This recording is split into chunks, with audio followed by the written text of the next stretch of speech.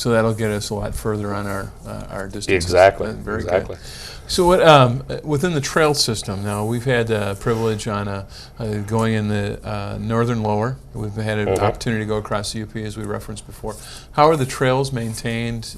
What are the right-of-way issues? And I know that there's been some challenges there. Well, we have, right now in Michigan, we have just about 6,400 miles of marked groomed trails. Now, how does that compare to Wisconsin and Minnesota? Actually, we're very low. Wisconsin has about somewhere around 22,000 miles of trail, and Minnesota has around 17,000 miles of trail.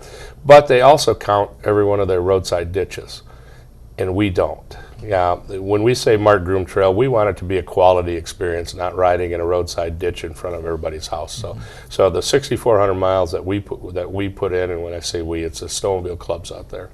There's 69 grant sponsors out in there, and the grant sponsor is either a club or a business association or a combination of the two. They're grouped in different sections across, and our trails all connect from one area to the next. So of those 69 grant sponsors, they all have grooming equipment and their job is to maintain that section of trail. And what I mean by maintain is before the season starts, they have to go out and sign it and brush it, and so you don't get whipped in the face.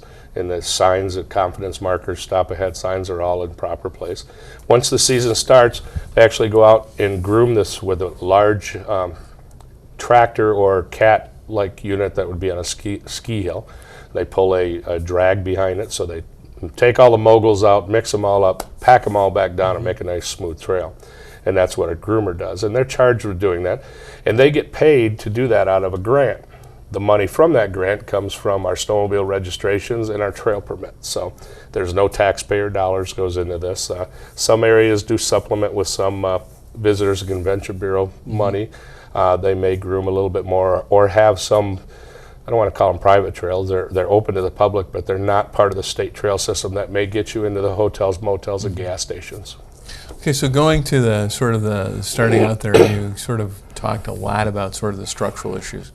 So I've got in the 37th and Grand Traverse, we've got like the Spiders Association, and then you've got like up in Antrim, you've got like Mancelona's got a snowmobile. East Jordan Trails Association, and that's a group of a couple clubs, 3 clubs actually, from Charlevoix, East Jordan, and in Antrim County. Those clubs have gotten together and formed a grooming group, and they groom all the trails from Charlevoix down. Okay, so are they the group that then specifically asked for the grants? Yes. Okay. Yep.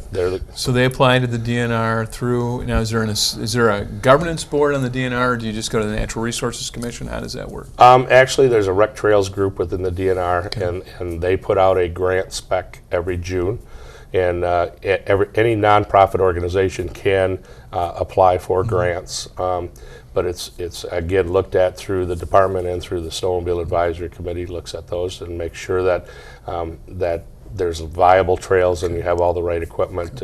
Certainly we don't want to give a grant to groom down in downtown Traverse City because we don't have a spot right now or a trail. Right. So. Now, to go through, how far south do you have grooming equipment? Saginaw, or is it? Actually, if you really look at the maps, there's a basically it follows the snow belt. So mainly on the west side, they actually start right down at the Indiana border. Okay. The trails do. Down in the Niles, Buchanan area. The trails come up all the way just to south of Grand Rapids, and unfortunately due to urban sprawl, there's a break in the trail now from Grand Rapids to just north of that. There's about a 30-mile break. But once you're north of Grand Rapids, you can get on the White Pine Trail, which is a railroad grade. That'll connect you up, and you can spread across. Basically about US 10, the trails move eastward all the way over to the Thumb area, and then they go all the way to the north. So you can connect up, and you can effectively ride from Indiana all the way to the bridge, but you have to use your imagination around Grand Rapids. You may have to contact some local clubs around there to get you around some of the backcountry roads to get you around. Okay. Now the right-of-way issues we talked about because of urban sprawl, people moving out of the cities into their 5 and 10 acre plots in the country, which is their own personal right, has become a challenge. It has been.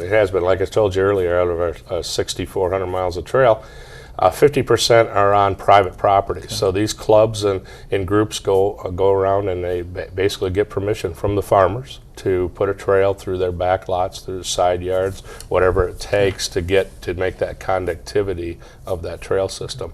And to do that, we used to just ask their permission. Now we actually have some money in our funds that we actually lease some of the property for December through March to put trails on those properties. Now, do you pay the small fees just to kind of give them the right-of-ways? We do. It's based on, I know I'm going to blow this, but probably a formula of some sort. I think it's $300 per mile, okay. And then that's based down to quarter-mile increments, okay. Something like that. Very so, good. And that's handled through, again, the Department of Natural Resources. Now, the big trail areas I look forward to riding this year is the opening of the Gaylord to Sheboygan Trail, which has been a long and very challenging You're exactly situation. Right. You're exactly right. We were, of course, you remember the controversy was right along the Mullet Lake area, mm-hmm. and we did work out some compromises with the department, and we were allowed on that. It's on a 5-year basis. Last year was the first year. Mm-hmm. There is a speed limit and a curfew mm-hmm. as it goes along the homeowners right along okay. Mullet Lake.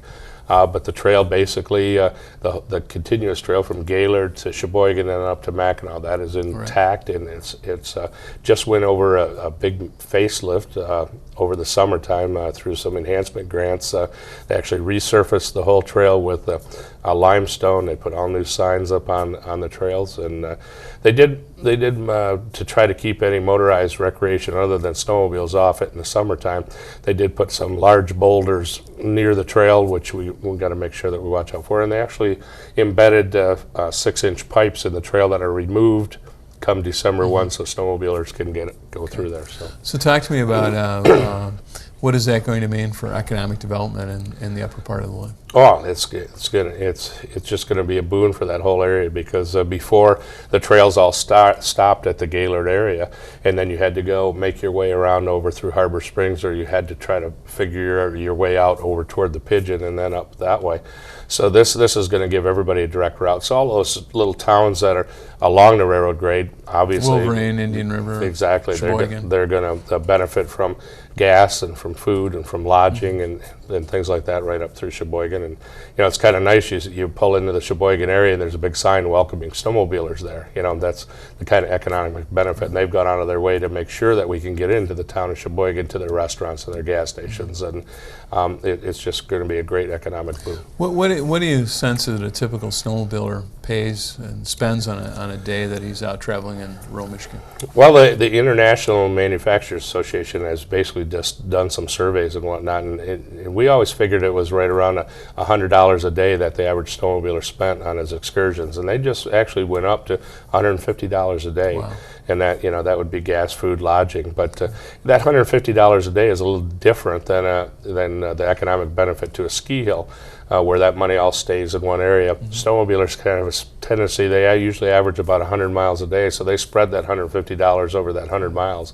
And when you got 200 to 300,000 snowmobilers in the wintertime at any given time in Michigan, that's quite an economic benefit. It was interesting talking to the folks in Trout Lake on one of our excursions, and they were commenting on how much more business they actually have with a good winter in January, February, March than they do in the summertime. No doubt about it. No doubt about it. Especially in the gas sales. Yep.